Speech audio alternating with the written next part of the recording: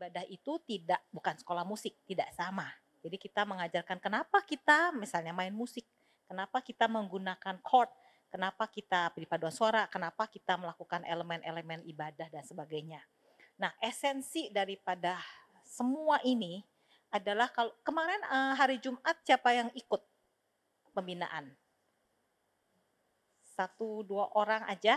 Nah, kemarin suami saya ada bicara esensi daripada ibadah Kristen adalah dia, yaitu Tuhan, lu itu artinya jemaat sesama ya, dan gue, saya gitu loh. 3 relasi ini ya.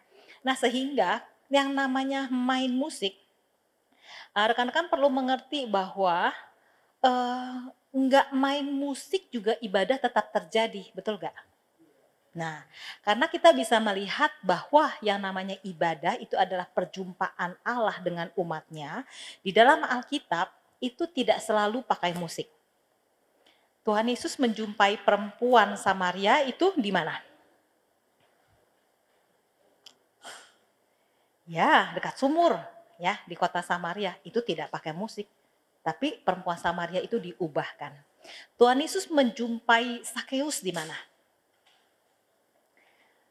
Kota Yeriko, di rumah Sakeus lah.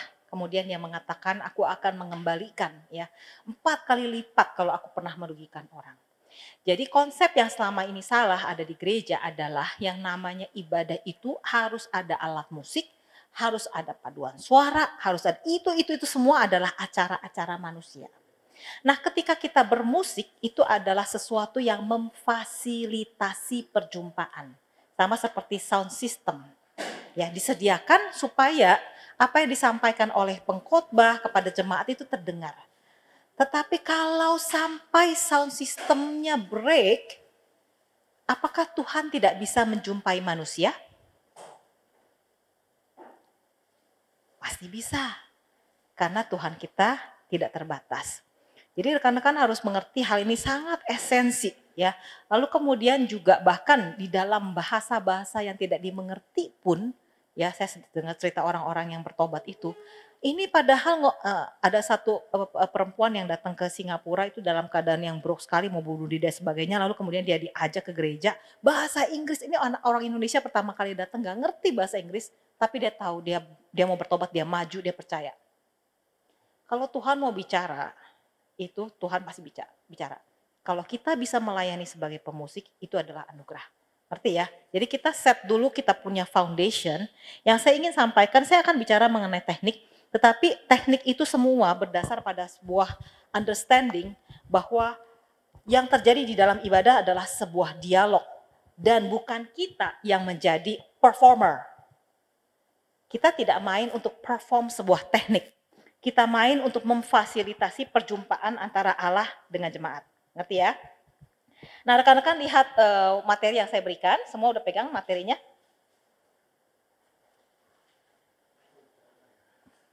Judulnya iringan sebagai fasilitator ibadah. Udah dapat? Ada yang belum punya? 1, 2, 3. Ada materinya lagi nggak ya? Oops, sorry. Kayaknya kurang fotokopinya ya. Kayaknya nggak usah pakai ini ya.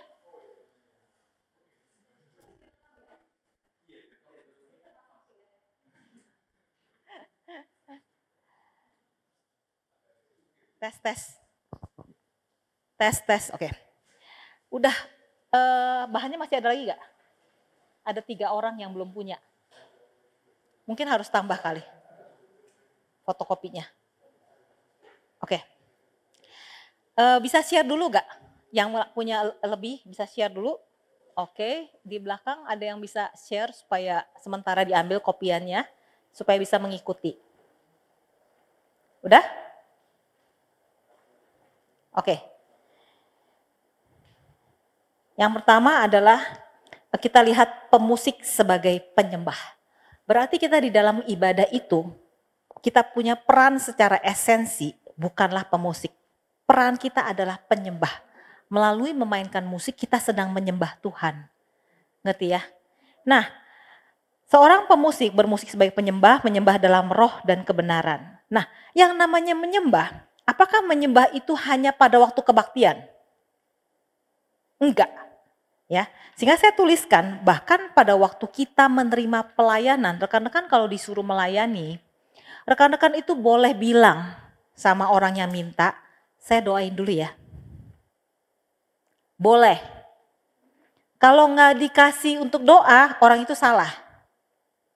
Ya, semua harus melakukan pelayanan karena dia tahu Tuhan mau.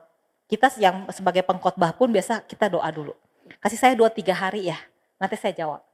Kita nggak nyusahin orang 2-3 hari, ya kan? Nah, jadi rekan-rekan harus tahu Tuhan yang memang mau rekan-rekan melayani. Nah, kalau Tuhan yang mau, maka kita akan melayani berdasarkan hati Tuhan. Sehingga ketika kita melayani, mulai dari kita menerima pelayanan, lalu kita mempersiapkan momen persiapan. Kita berdoa. Momen perenungan, waktu kita menaruh chord, kita berdoa. Waktu kita melayani, kita berdoa. Waktu kita melayani, kita tidak berpikir, waduh saya mainnya cuma sederhana, apa bisa menolong ya? Bukan, karena ini adalah pekerjaan Tuhan. Kita hanya lakukan bagian kita, sama seperti sound system. Sound systemnya bekerja atau tidak, kita kadang-kadang tidak mampu untuk mengontrol. Tiba-tiba bunyi lah, tiba-tiba mati lah, segala macam. Banyak hal kita tidak bisa kontrol. Gitu loh. Tetapi yang kita usahakan ya. Ia menjadi pemusik yang memfasilitasi perjumpaan antara Allah dengan jemaat. Pemusik sebagai penyembah adalah pribadi yang mengharmonisasi teologi dan musik sebagai ekspresi teologinya. Jadi, kalau kita mengenal Allah sebagai Allah yang gitu-gitu, maka kita akan mainnya aja gitu-gitu. Katakanlah kita lagi mau main suci, suci, suci. Kira-kira yang ingin ditampilkan itu seperti apa? Karakter Allah seperti apa di dalam permainan musik? Kira-kira warnanya kayak apa? Bisa dicoba gak rekan-rekan bayangkan yang namanya suci, suci, suci itu seperti apa kira-kira ya kalau bunyinya di musik? Warnanya kayak apa gitu loh, bisa gak? Mungkin saya akan kasih sedikit hint ya. Kira-kira nadanya itu tinggi atau rendah yang namanya suci, suci, suci. Tinggi apa rendah? Lumayan tinggi, kenapa?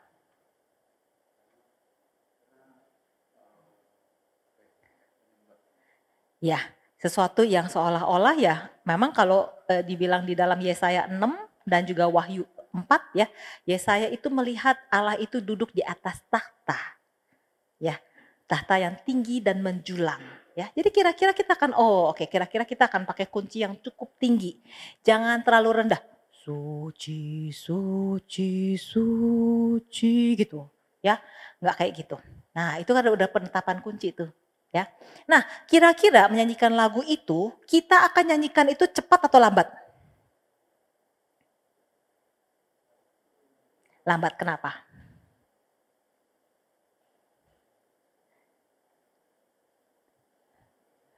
Kenapa? Lumayan cepat. Kenapa?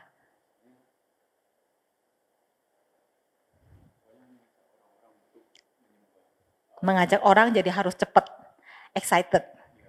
Nah, ya, karakter Allah bagaimana dengan karakter Allah yang suci? Hubungannya dengan tempo.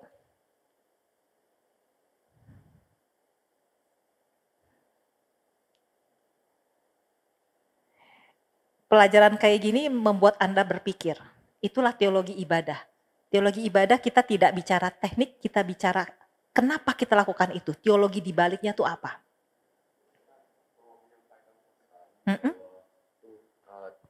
Kalau Tuhan itu, kalau kita menyampaikan pesan untuk mengajarin bahwa ke orang-orangnya melalui musik, bahwa Tuhan itu suci kan. Dia itu juga mau menerima kita sebagai anak-anaknya. Makanya kita pada saat nyanyi itu agak cepat supaya mengajak, tetapi juga temponya itu tinggi karena Tuhan itu suci. Saya akan kasih penggambaran kayak gini ya. Ini jawaban nggak ada yang namanya salah atau benar ya, tapi ini semua mengenai interpretasi kita tentang Allah ya. Kalau misalnya nadanya tinggi ya, Suci, suci, suci. Ya. Nah sekarang saya akan berikan 2 tempo ya. Kalau misalnya tempo cepat. Suci, suci, suci. Allah Maha Kasih. Oke. Rekan-rekan membayangkan Allah seperti apa? Kalau jemaat nyanyi seperti itu temponya. Seperti apa Allahnya? Ini interpretasi orang macam-macam nih. Saya ingin mengumpulkan pikiran-pikiran kalian.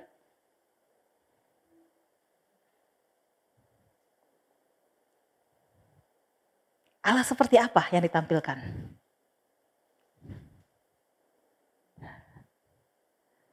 Satu kata aja. Allah yang bersemangat. Betul? Nah sekarang saya akan kasih 2 interpretasi kedua. Lambat ya. Suci, suci, suci, Allah Maha Kasih. Allah seperti apa?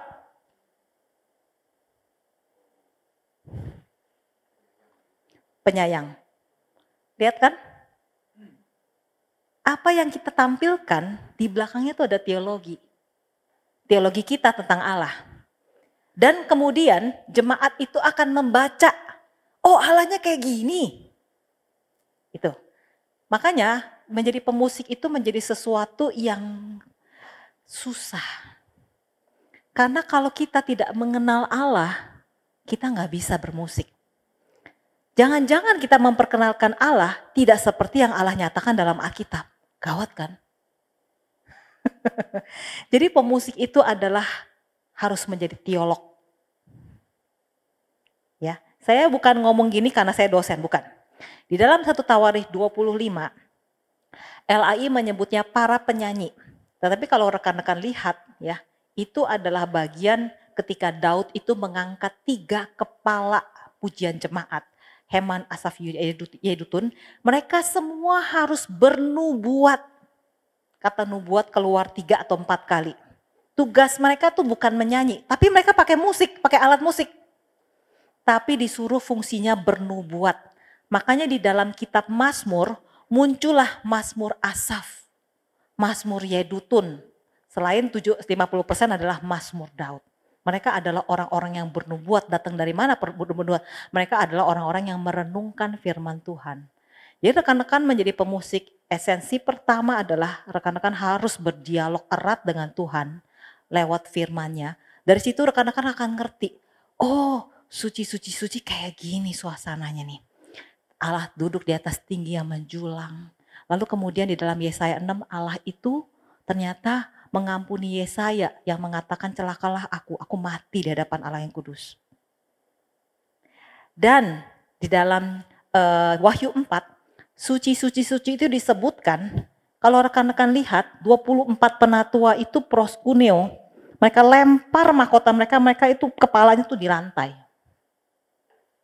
Kenapa? 24 penatua itu adalah wakil umat Allah ya, 12 suku dan 12 rasul. Kenapa di hadapan kekudusan Allah itu 24 penatua itu melempar mahkota mereka yang merupakan simbol kemuliaan, lalu kemudian mereka mukanya itu sampai di lantai. Kenapa?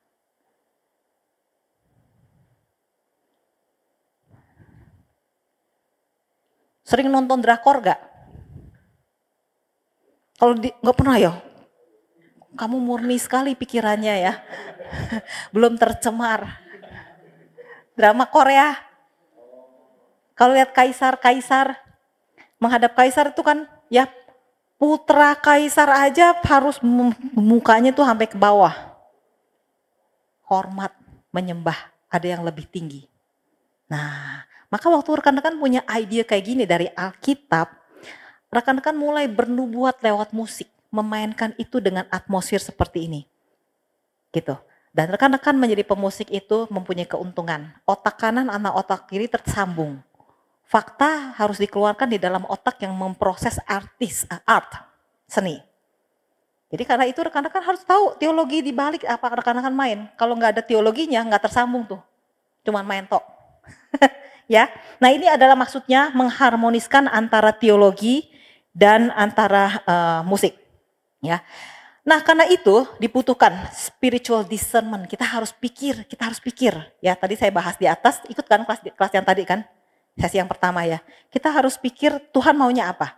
Pertama kita harus menyangkal diri. Karena pemusik itu biasanya adalah orang-orang yang gampang tersinggung.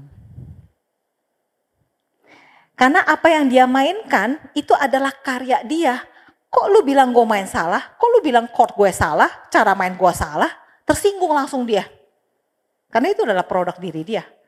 Makanya kalau nggak ada penyangkalan diri, repotlah gereja. Nanti orang tersinggung, pendeta mesti datang besukin. Sorry lah, main lagi lah. Repot kayak gitu. Nah kayak gitu bukannya melayani Tuhan, itu namanya melayani diri sendiri. Ya, jadi yang pertama waktu kita berdoa, Tuhan tolongi saya untuk mengiringi. Nyatakan apa yang jadi kehendak-Mu. Dan itu menyangkal diri. Waktu menyangkal diri, artinya kita akan mulai main bukan karena kita suka.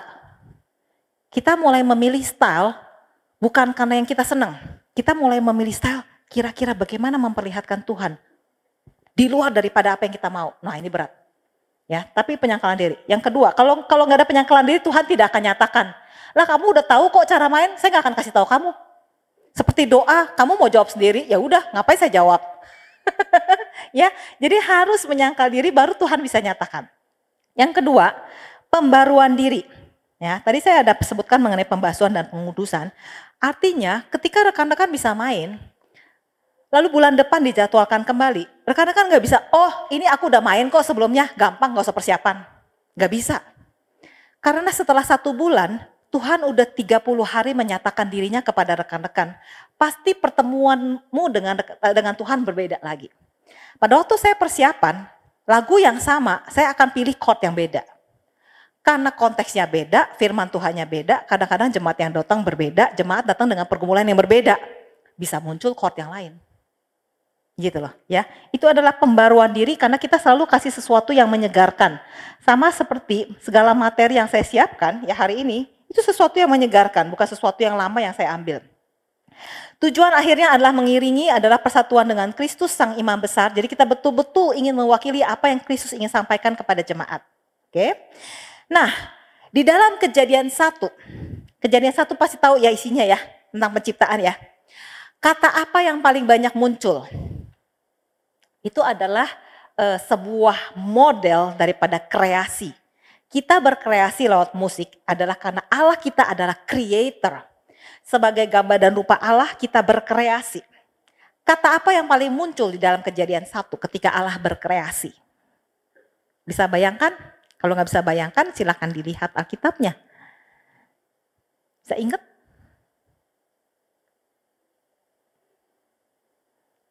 Nah, kalau bingung baca Alkitab.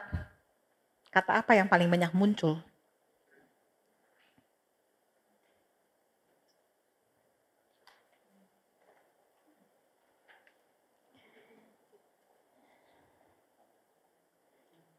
Apa? Kata apa yang paling banyak muncul?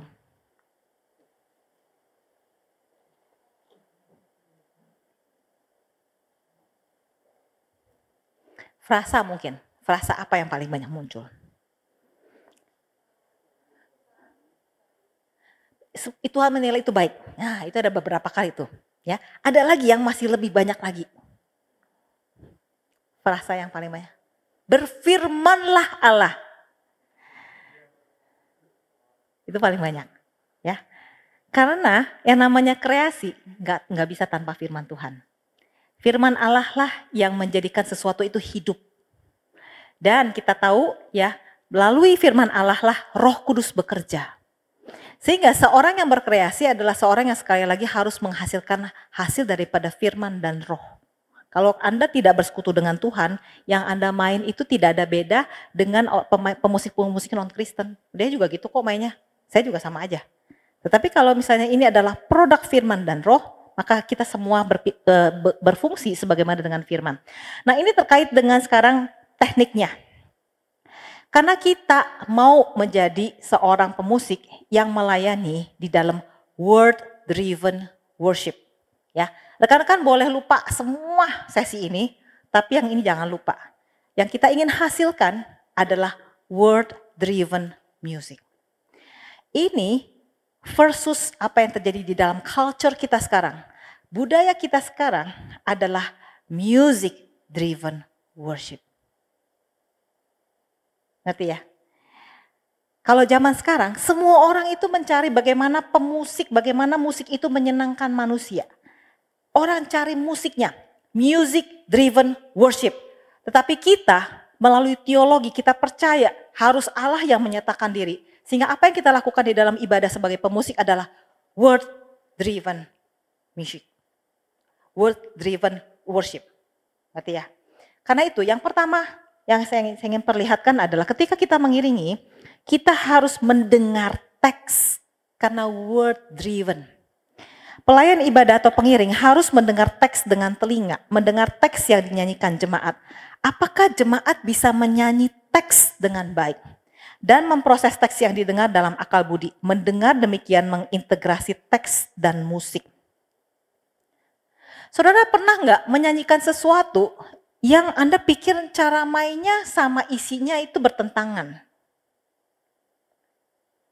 Pernah nggak? Isinya kayaknya sedih, tapi mainnya kok gembira ya? Pernah nggak?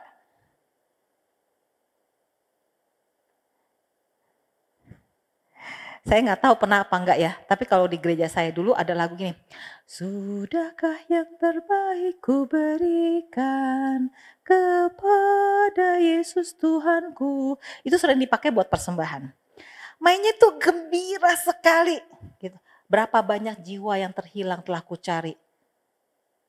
Itu sedih banget, berapa banyak jiwa yang kita sudah kasih buat Tuhan, tapi kok kita mainnya gembira banget. Nah itu artinya ya kita tidak mendengar teks, kita main tok. Tapi mendengar teks, kita lihat teks ini ngomong seperti ini nih. Teksnya itu sedih loh, gitu loh. Gimana saya sekarang mainkannya dengan tempo yang lebih lambat, dengan kunci yang lebih rendah, gitu loh. Stylenya gimana, lebih mengalun. Begitu gembira, oke, teksnya gembira nih, kita pakai major chord, lalu kemudian kita pakai tempo yang lebih cepat, kita memakai kunci yang lebih tinggi mungkin, seperti itu. Ngerti gak mas saya, mendengar teks. Kalau rekan-rekan main, terus jemaat gak bisa nyanyi, terus kemudian kalian masih main, kalian tidak mendengar teks. Teksnya gak kedengeran kok, jemaatnya gak bisa nyanyi. Berarti ada problem. Ya, selama Anda mendengar teks berarti rekan-rekan betul-betul sedang word driven worship. Itulah penyembah. Ngerti ya poin ini ya. Nanti saya akan kasih contoh. Yang kedua, berarti volume suara jemaat harus lebih kuat daripada volume pemusik ya. Setuju gak? Ini yang paling susah saya ngomong ke gereja-gereja. Mau ngomong sama 100 gereja, paling yang berhasil cuma 1. Saudara, kenapa kita tidak boleh suara pemusik gak boleh lebih besar daripada suara manusia? Tahu gak kenapa? Ngapain sih kita nyanyi? Toh Allah sudah menerima suara malaikat gitu bagus, ngapain manusia nyanyi lagi? Karena malaikat yang jatuh tidak diberi kesempatan.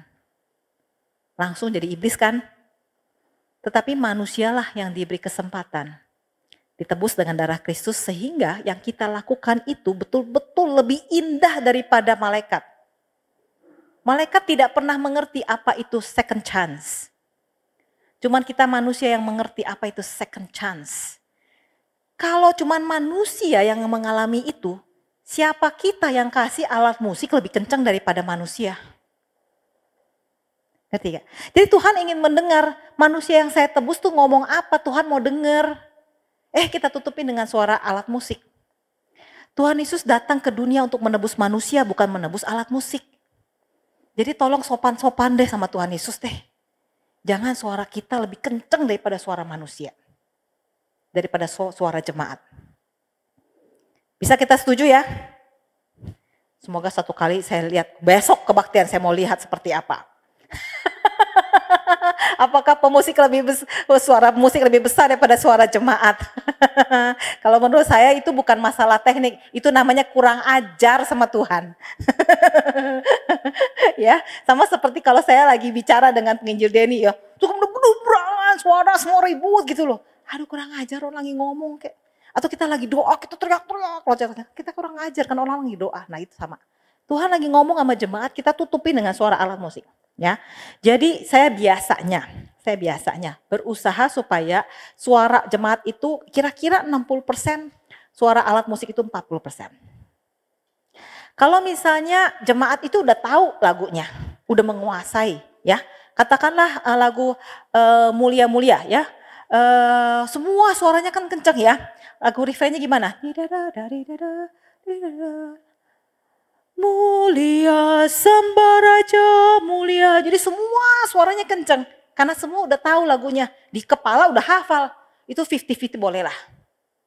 Gitu loh ya. Karena itu tidak hanya suara, di otak mereka juga ada suaranya. Gitu. Karena udah tahu lagunya. Itu lain. Gitu ya. Tetapi kalau misalnya normal, itu 60, suara pemusik 40.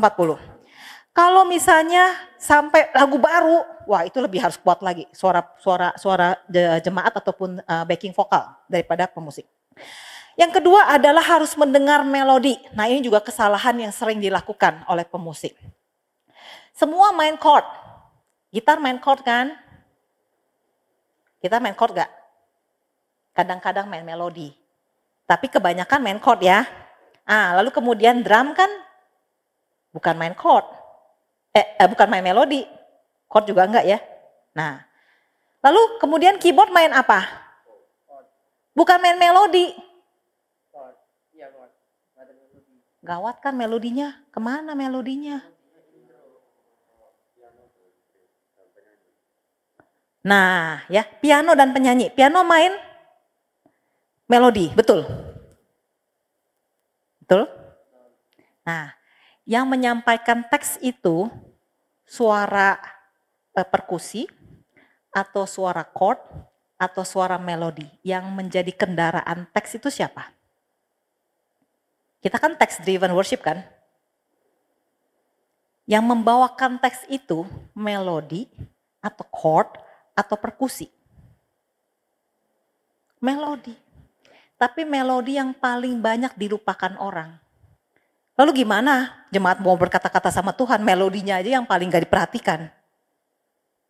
Jadi ketika ada iringan, satu tim main, make sure itu ada yang main melodi, jangan semuanya gak ada yang main melodi. Memang betul ada backing vokal ya, tapi kadang-kadang backing vokalnya belum terlatih lagi. Gak kuat suaranya gitu ya. Lalu liturgisnya kadang-kadang juga gak terlalu kuat. Akhirnya yang kedengaran deng deng deng deng deng. Melodinya apa? Nah, ini sekali lagi mengganggu. Itu bukan text driven worship ya. Jadi yang kedua adalah mendengar melodinya ya. Situasi yang menyebabkan melodi kurang atau kurang tidak didengar satu lagu baru, orang masih nggak tahu lagunya kayak apa, tapi nggak ada yang main melodi. Nah, itu betul-betul fatal. Ya, lagu baru benar-benar harus kasih melodi. Kedua, lagu itu kurang dikuasai atau tertutup harmoni. Itu yang saya tadi sampaikan. Jangan semua hanya main chord. Ya.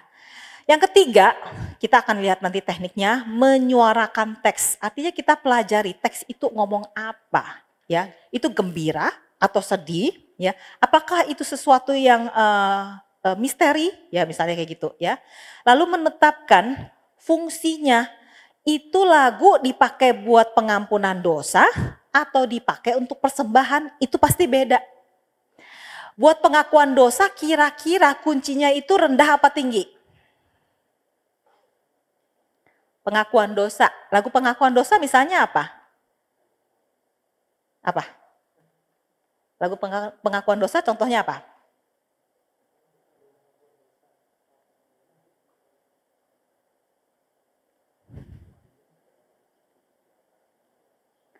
Bisa diinget gak?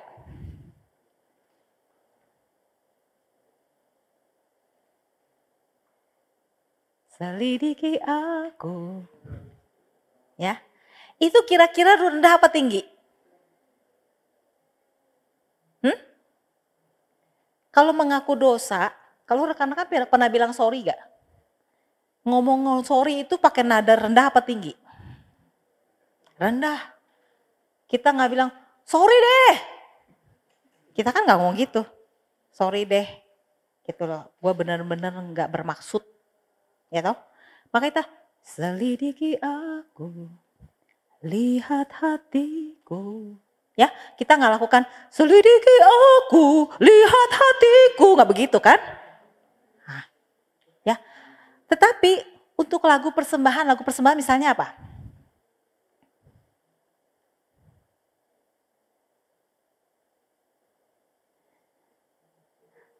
Apa? Ayo, tiba-tiba blank ya. Apa lagu persembahan?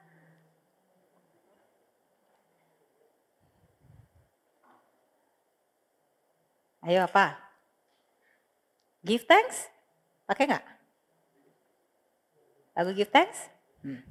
Lagu give thanks pakai kuncinya tinggi atau rendah?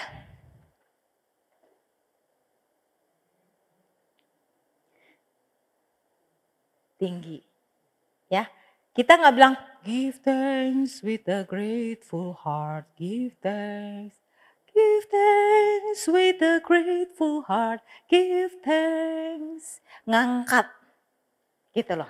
Ya, nah ini yang membedakan fungsi liturgi menentukan kunci. Karena itu, rekan-rekan kalau ngiringin jangan cuma lihat YouTube. Kalau ngelihat YouTube itu, saya ngomongnya tiba-tiba kenceng, karena ini juga sebuah praktek yang sangat salah tapi sering dilakukan. Semua gereja gitu, lihat YouTube. Karena lihat YouTube itu hanya sebuah referensi di dalam yang ngarang. Kira-kira. Tapi rekan-rekan yang melayani di dalam word driven worship, rekan-rekan harus lihat tuh fungsinya apa. Karena kadang-kadang satu lagu itu bisa digunakan kadang-kadang untuk pengagungan, kadang-kadang untuk refleksi. Seperti itu, waktu refleksi kita pakai nada yang lebih rendah. Ya. Apakah ada pelajaran di sini bahwa rekan-rekan harus main seperti yang tertulis?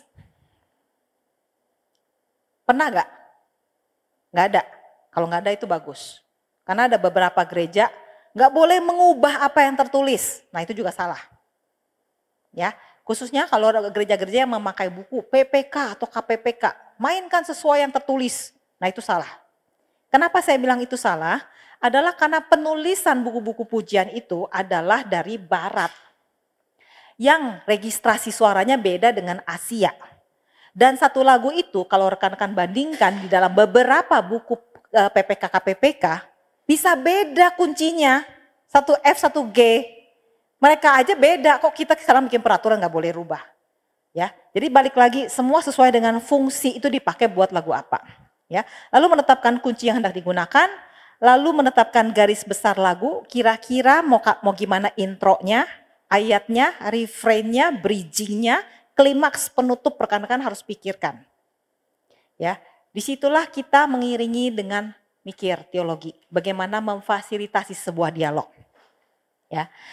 Nah yang kemudian yang terakhir membuat interpretasi pembawaan chord style. Jika lebih dari satu ayat kemungkinan besar isinya beda maka chords dan style juga harus berbeda. Oke, saya akan kasih contoh, rekan-rekan silakan mendekati piano. Rekan-rekan terima itu gak? Kopian lagu BLP.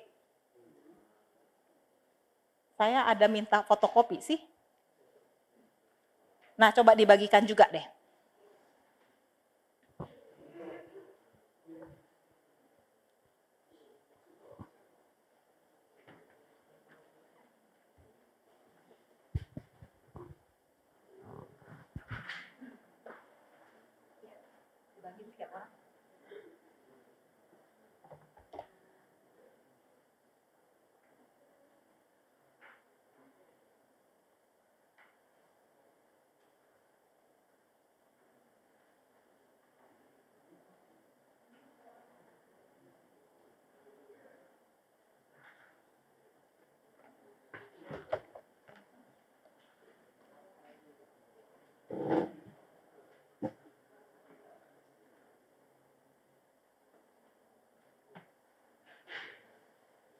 Oke, silakan pemusik maju ke depan ke sini deket ke sini supaya lebih denger, supaya lebih interaktif ya.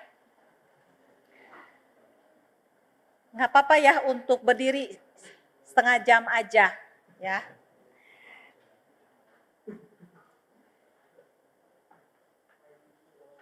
Supaya lebih bisa mendengar dan lebih aktif ya. Duduk dengan berdiri itu beda. Bila kulihat bintang gemerlapan ya, yang nomor 14. Yang nomor 14. Memang sih urutannya memang tidak ini karena saya mau lihat keadaan dulu, apa yang rekan-rekan udah tahu, apa yang rekan-rekan belum tahu gitu. Nomor 14, ketemu nggak? Ketemu ya, nomor 14. Udah dapat? Nomor 14, bila kulihat bintang gemerlapan. Waktu rekan-rekan melihat teks ayat 1, kira-kira atmosfernya apa? Apa yang rekan-rekan bayangkan tentang Allah? Amaze. Apalagi?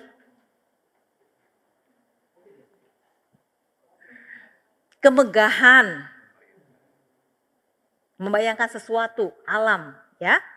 Ayat kedua, apa bedanya dengan ayat 1? Apa yang Anda bayangkan di ayat kedua tentang Allah? Bersyukur karena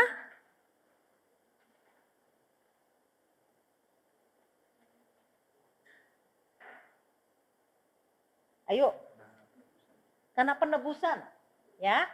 Teman-teman yang SMP, SMA saya sangat tertarik, ya. Involve ya. Sini, paling depan supaya kedengeran suaranya. Karena rekan-rekan yang SMP, SMA tuh biasanya bisa punya bayangan yang berbeda. Jadi kita butuh rekan-rekan juga ikut, ya. Mengenai penebusan, ya. Beda kan dengan yang satu kan? Ya, ayat 1 itu amaze, wonder, ya. Yang ayat kedua itu sesuatu yang lebih sedih. Allah mengasihi kita lewat penebusan. Ayat 3 mengenai apa? Harapan. Sesuatu yang futuristik. Ya. Oke. Jadi apa yang saya akan lakukan, ya.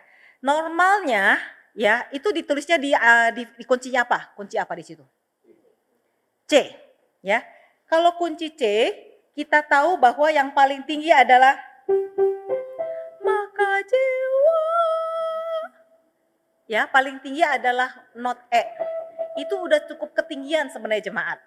Kita sebenarnya menghindari itu. Saya nggak tahu kenapa buku lagu perkantas itu kasih tinggi gitu.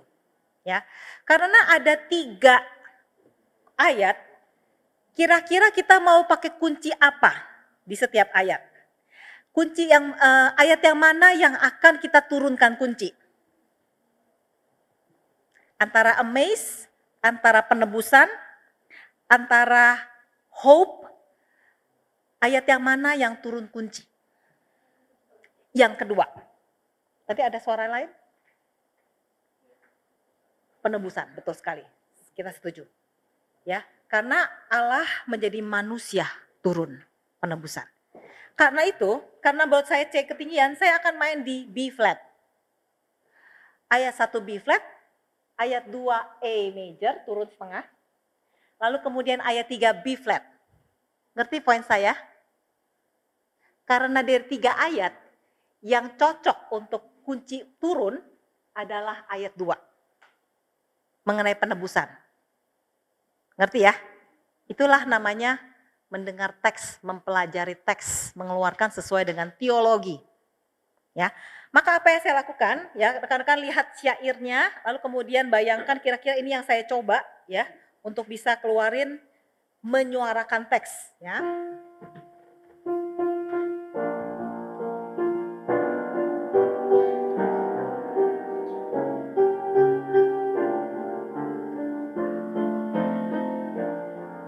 Mau coba kasih suasana yang wonder, nggak ngerti gimana penciptaan itu terjadi, ya.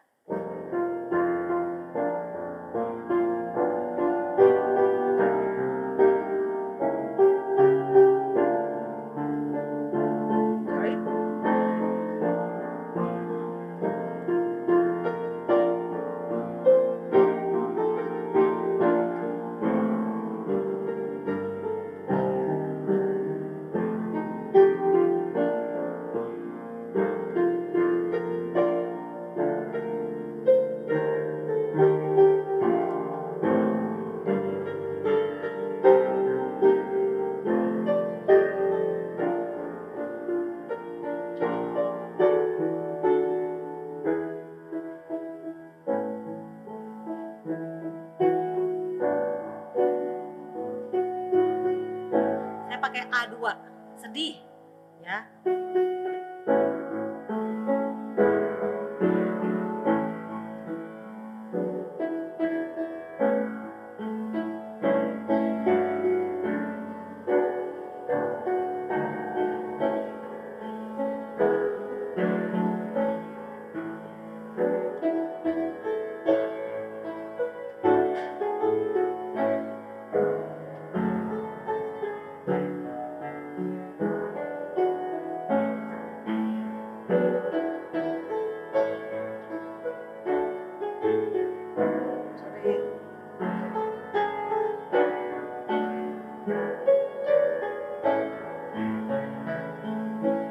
Lalu kemudian ganti kunci lagi,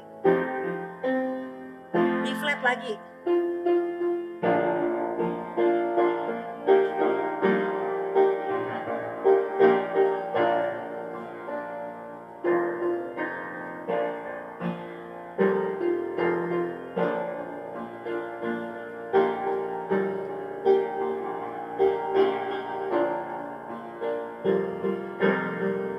Rekan-rekan bisa lihat bedanya pas ayat 1, 2, 3, beda semua chordnya. Ya, sesuatu yang membayangkan, sesuatu yang tiba-tiba saya pakai sustain chord, waktu sesuatu yang sangat majestic di ayat yang ketiga. Gitu loh. Itu maksudnya menyuarakan teks. Ya, itu benar-benar mikir tuh, ya, main chordnya gimana supaya mengeluarkan teks, ya. Kita lanjutkan sedikit, nanti saya akan kasih beberapa contoh yang lain. Sehingga waktu kita ngiringin, kita ngeluarin teks. Kita sendiri lagi nyanyi tuh lewat chord-chord itu, gitu ya. Nah, yang keempat adalah dalam bahan mewarnai teks, ya. Kita tahu bahwa Allah itu suka berbagai macam jenis.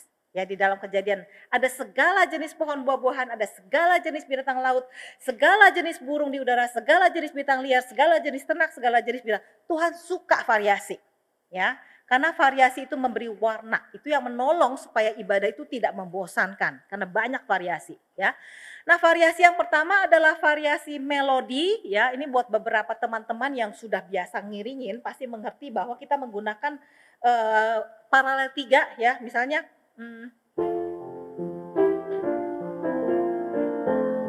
paralel 3, ngerti ya?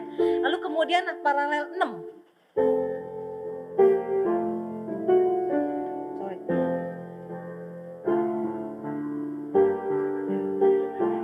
Dengar nggak? Paralel 6, ada yang paralel 3. Ngerti nggak? Kalau yang nggak ngerti kesini, pemusik yang lebih jago pasti udah ngerti, ya. Jadi ini paralel, ini notnya di sini, notnya di sini, paralel 3 gini, 3, ya. Ini kan 3, 3 kan?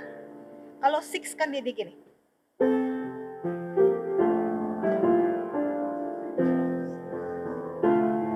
Kan? Benar kan? Ini ada paralel 6. Kadang-kadang kita bisa lakukan sebenarnya paralel 8. Ya. Oke. Jadi ada 3, 6, 8 oktav, ya. Jadi itu cara kita memvariasi seperti itu, ya. Lalu kemudian dengan menambah variasi melodi ketika melodi utama menahan not atau beristirahat. Misalnya dia kan diam nih. Ketika dia diam, kita kasih isi. Dia diam. Misalnya,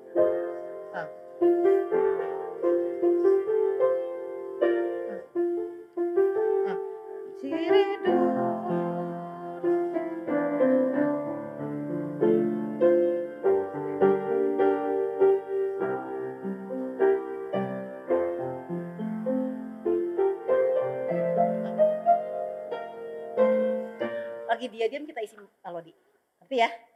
Oke, nah itu adalah menambah melodi ketika notnya lagi diam. Kemudian kita juga belajar tentang variasi registrasi suara. Nah ini sebenarnya adalah tugasnya WL, kapan nyanyi laki-laki, kapan perempuan.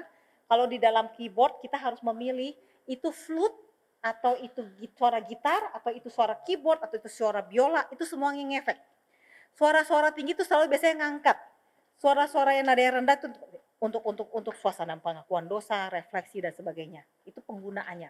Rekan-rekan, apa yang saya ajarkan ini semuanya ada dalam Alkitab. Di dalam Mazmur, rekan-rekan akan menemukan pada nada tinggi atau menggunakan instrumen apa? Itu ada beberapa petunjuk. Tidak semua, tapi ada beberapa. Pada waktu Mazmur nggak tulis petunjuk, itu karena semua orang udah tahu cara nyanyinya. Pada waktu mereka nggak tahu cara nyanyinya, makanya ada petunjuk, gunakan apa gitu. Ya, jadi itu adalah tradisi umat Allah. Mereka benar-benar menyanyi, teksnya apa, instrumennya apa. Ya, jadi rekan-rekan harus sebenarnya mikir, ini alat musik apa gitu ya. Lalu kemudian ritme. Nah, saya ingin kasih lihat sesuatu ya, di mana kita memvariasikan ritme. Misalnya dari 2/4 jadi 4/4. Rekan-rekan buka BLP 120. BLP 120. Bila topan keras melanda hidupmu. Ya, betul. Ya, count your blessings. BLP 120. Nah, perubahan kayak gini, rekan-rekan perlu perkenalkan kepada WL. Bagaimana kalau kita bikin gini? Kalau dia setuju, baru kita jalankan. Kita tuh namanya ibadah, kita teamwork, saling mendengarkan. Ya. Nah, lagu ini sering dipakai buat persembahan. Tapi cara nyanyinya selalu gembira doang.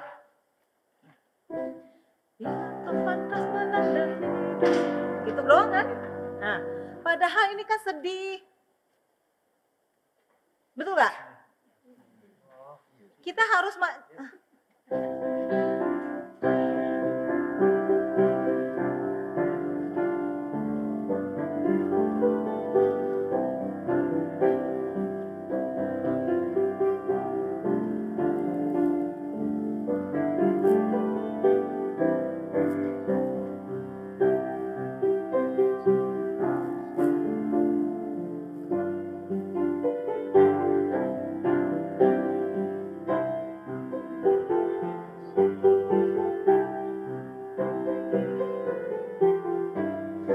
rekan-rekan kasih interlude, ganti ke 4/4. 1, 2, 3, 4, 1, 2, 3, 4, 1, 2. Kemudian saya kasih ganti kunci.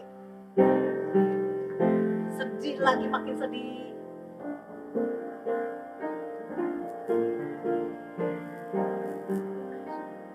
Makin sedih. Adakah beban membuat kau penat? Makin sedih, makanya turun kunci.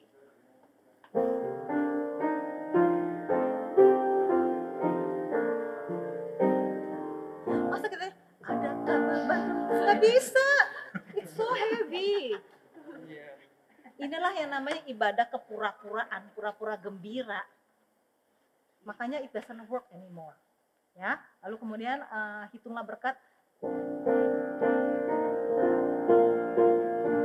Di dalam beberapa acara kita bisa suruh jemaat coba dalam keadaan sedih tulis berkatmu dengan iringan 4/4. Nah, ini appropriate, ya.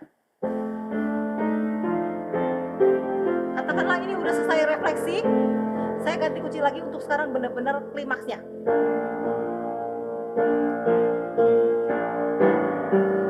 Tiba-tiba D major, Tuhan lihat gak suasananya langsung bedakan ya, karena ini sekarang udah gembira, katakanlah udah selesai, wah ternyata berkat Tuhan ratusan loh. Nah, kita kemudian aminkan lewat 4/4 D major. Tadi awalnya C major, waktu makin berat kita bikin B flat, kemudian ke klimaks komitmen iman, ya, assurance, nyanyian iman kita nyanyikan in D major. Lihat perubahan kuncinya, kita terus mainin menyuarakan teks. Ya, lalu kemudian saya lautin aja supaya kita banyak waktu.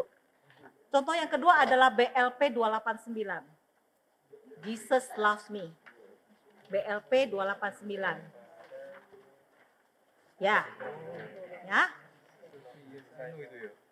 Rekan-rekan perhatikan banyak sekali lagu-lagu yang kayaknya untuk sekolah minggu ya, tapi isinya itu bagus sekali dan kita udah buang. Ya. Nah, ini contoh lagu kayak gini bisa kita gunakan untuk intergenerasi. Nah, ini kita mainkan biasa aja in C major dari 2/4, nanti saya akan rubah jadi 4/4. Ya. Yesus sayang padaku,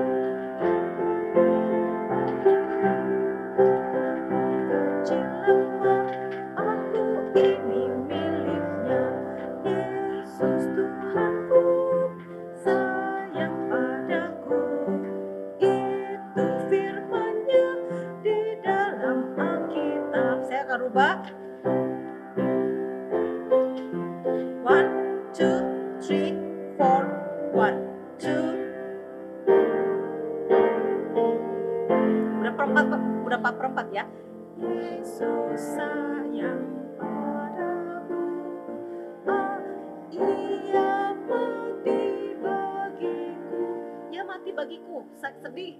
Kita nggak bikin major, ya. Dosaku dihapusnya, sorga pun terbuka. Yesus Tuhanku, sayang padaku. Itu firman-Nya di dalam Alkitab. Saya ganti kunci lagi. Yesus sayang padaku, waktu sakit badanku, aku ditungguinya, surga dari surga mulia. Kemudian saya tiba-tiba ini E flat. Sorry.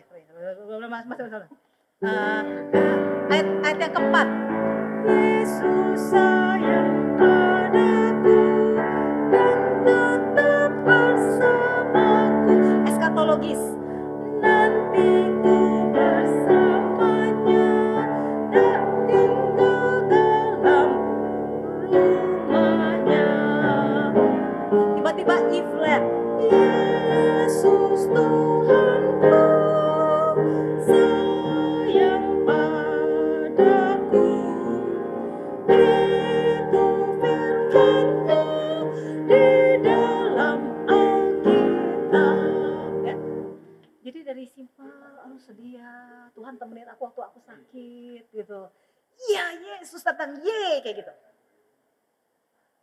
Ya, jadi ini adalah variasi ritme. Ya. Nah, lalu kemudian mayor minor key change sebagai contoh BLP 341. Kita punya waktu berapa menit lagi ya? Berapa menit lagi kita punya waktu ya? Berapa menit lagi? Masih 20? Oke, bagus. Oke. Amazing Grace, ya. Nah, ini adalah lagu yang kita biasa bisa gunakan dari major jadi minor. Ya. Nah, di ayat 1 ya, kita akan lakukan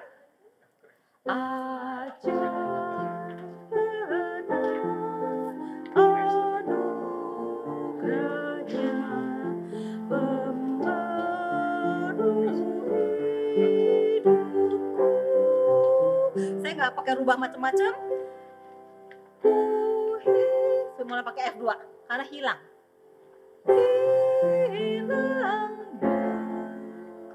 Augmented.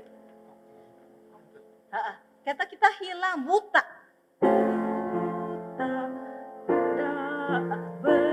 Bercela olehnya aku sembuh. Saya ganti kunci. Oh enggak, masih isi major. Ini ayat kedua. Ketika insafku cemas, sekarang ku lega. Syukur. Tadi pakai gini, sekarang saya enggak, karena syukur.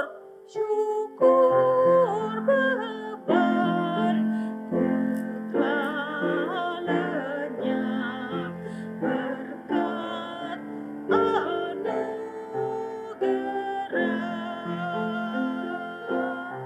Pakai F sus, lalu sekarang kita masuk ke minor. Di jurangnya penuh jerat, terancam sorry. Waktu saya sampai nyanyi sambil lekol susah. Anugerahku pegang erat dan amanku langkung. Ganti kunci, naik klimaks. Dapat janji yang teguh. Apa? Ku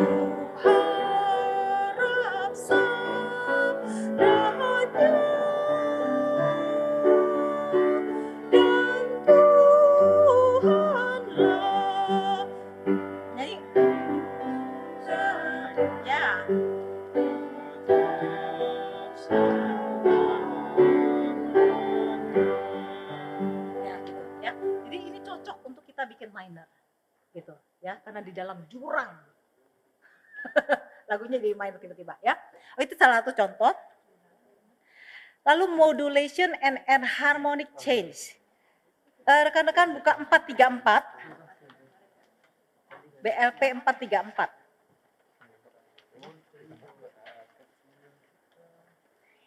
Yang tadi itu dari F major, dari F minor. Dari F major, dari F minor. Gitu. Ya, so do, mi, la. Karena begitu minor, jadi dia akhirnya dapetin chord. Ya kan? Ya kan, tangan nadanya kan? Nah, jadi begini. Bisa tahu begini. Semudah itu sebenarnya. Ya. Modulation and enharmonic change. We are the reason, saya belajar dari ini. Ya, we are the reason ketika dia di tengah-tengah, dia ada kan di tengah-tengah sebelum masuk ke I finally found the reason for living. Dia kan bilang, to show us the reason to live. I finally found, benar? Nada yang sama menjadi sesuatu yang baru. Nah, dari situlah saya coba masukin ke Great is thy faithfulness, rekan-rekan buka BLP 22. BLP 22. BLP 22. Nah, BLP 22 mengenai Great is thy faithfulness. Sekali lagi saya coba menyuarakan teks ya. Karena ini biasanya di D major sama E flat ya.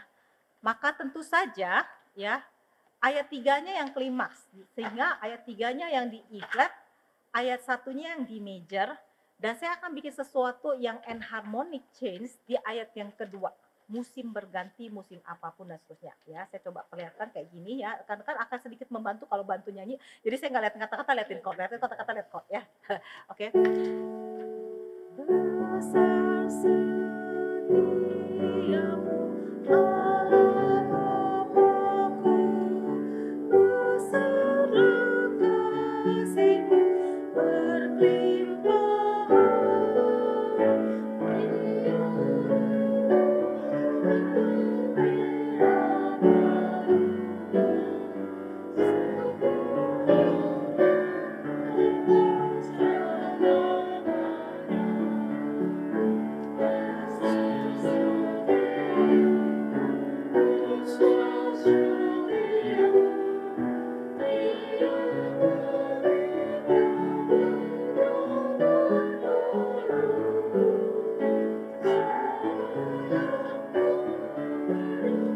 silakan nyanyi di bawah.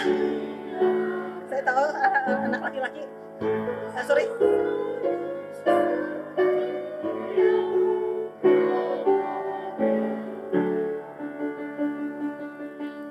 Musim pun.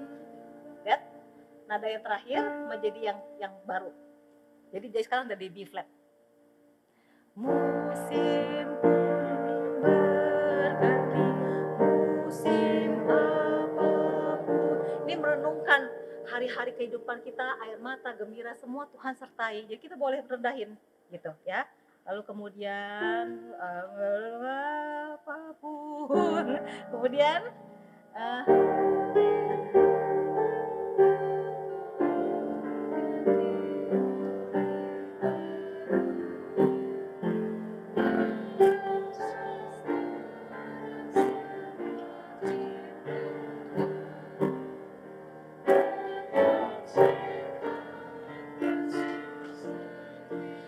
saya nggak masuk ke refrain supaya ada variasi, langsung masuk musim enggak, pengampunan dosa, beri damai kekal.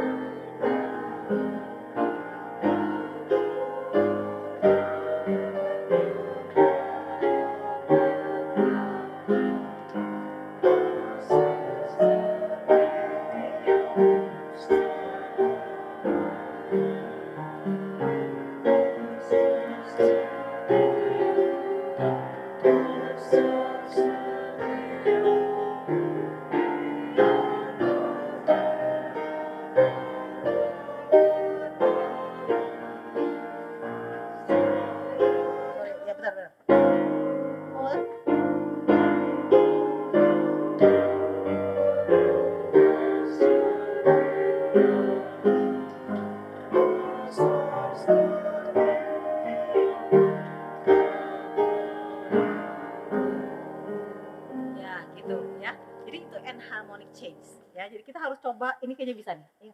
Banyak lagu-lagu yang di medley itu cocok sekali. Not terakhir jadi yang lagu selanjutnya. Gitu. Itu akan indah sekali dan jemaat gampang banget karena itu sama notnya. Nggak akan susah untuk ganti kunci, ya. Itu enharmonic change, lalu kemudian chromatic BLP 201. Nah, rekan-rekan, chromatic ya, itu seringkali memperlihatkan satu suasana yang sedih, khususnya diminished chord. Tahu diminished chord ya? Diminished chord itu adalah semuanya tiga minor. Semuanya di minor 3. Ini diminished. Dimanapun dia berada, dia minor 3. Semuanya minor 3. Nanti minor 3 gak? Ini major, ini minor. Minor itu jadi 1, 2, 3. Ya, majunya 3. 1, 2, 3. Maju 3. 1, 2, 3. Minor. Kalau augmented, semuanya major 3. Ini augmented. Suasana yang misterius saya sering kasih augmented. Suasana yang sedih saya sering kasih diminish. Ngerti ya? Kita coba BLP 201. Nah, ini kalau misalnya kita salah kunci ya, ini namanya pengakuan dosa. Oh Allahku, jenguklah diriku, uji hatiku dan pikiranku. Kita bisa nyanyi. Udah enak banget ya. Saya masukin aja langsung si major, rendahnya setengah mati. Beda banget dengan tulisan. Tulisan saya nggak tahu apa lah. Tapi saya kasih rendah banget.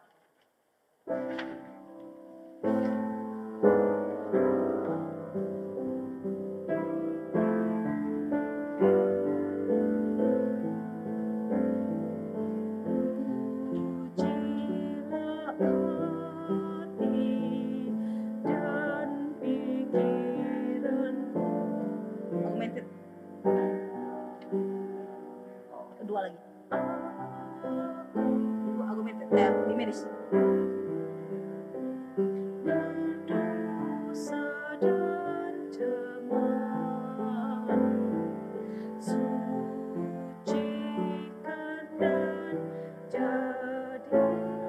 Augmented.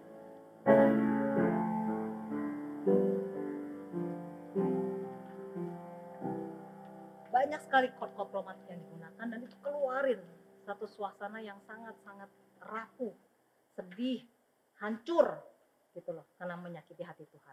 Jadi saya berani langsung ke bawahin kuncinya. Saya nggak pakai lagi yang ditulis di ini BLP kasih apa kuncinya di BLP? 2 F tuh, saya pakainya C langsung. Soalnya gimana ya menjenguk diriku kok gembira banget ya. Oh Tuhan, saya nggak bisa.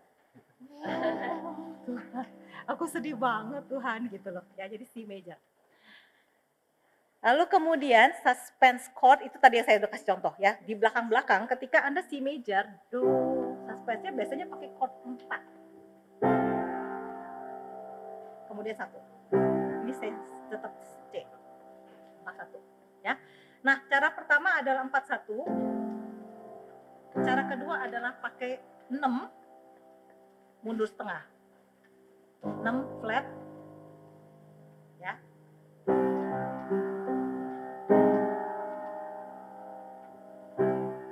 Ingat ya, cara kedua ya.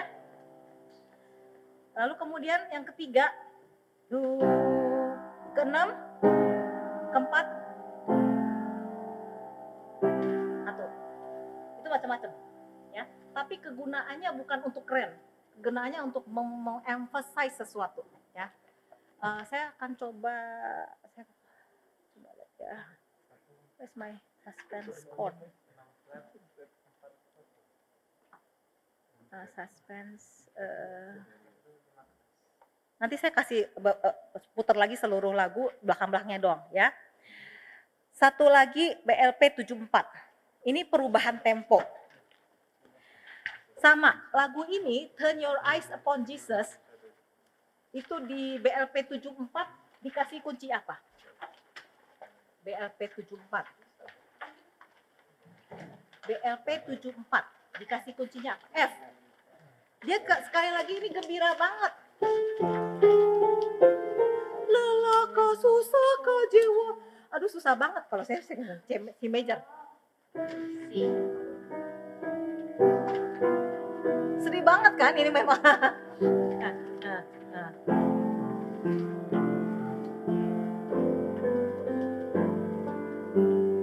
Masih sedih, jangan kasih major. Sedih. Pandanglah terang juru selamat.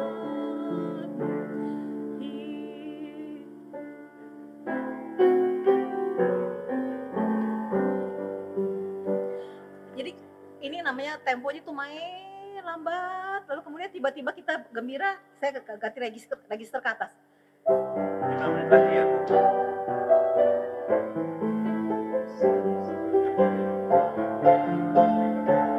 Wajah mulianya so transcendent.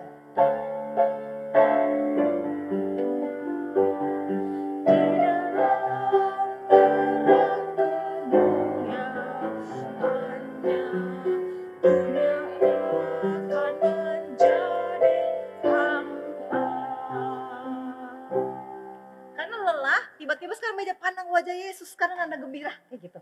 Saya bunyikan bunyi-bunyi yang major. Lalu kemudian saya ambil registrasi ke atas. Gitu ya. Oke. Nah, karena tinggal berapa menit lagi, hanya sekedar cepat saja, saya sekarang akan bicara mengenai koda. Koda itu berarti penutup lagu.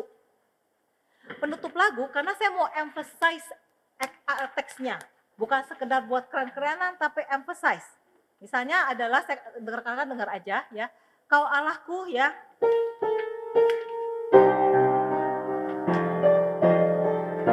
Udah habis ya. Saya akan kasih penutup.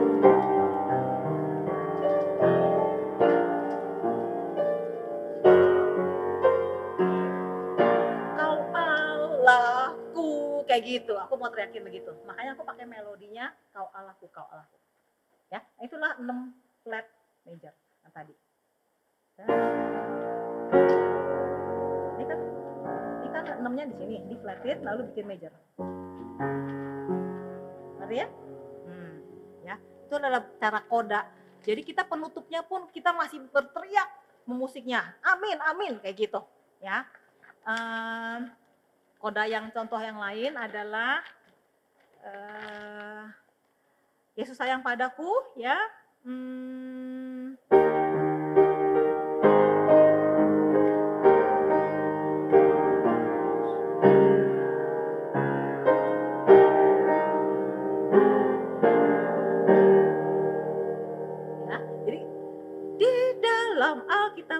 Dalam Alkitab, cuma saya chord yang lain-lain. Itu koda. Lagi ya. Nah, saya kalau soal 7 mundur di tengah, ya.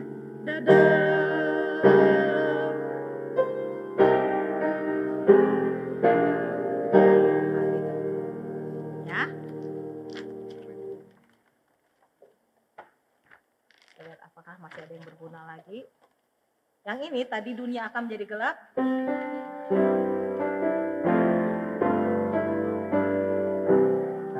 Dunia akan menjadi hampa. Dunia akan menjadi hampa. Itu sama. Itu dari 41 6 ya. Kemudian cuman gitu doang.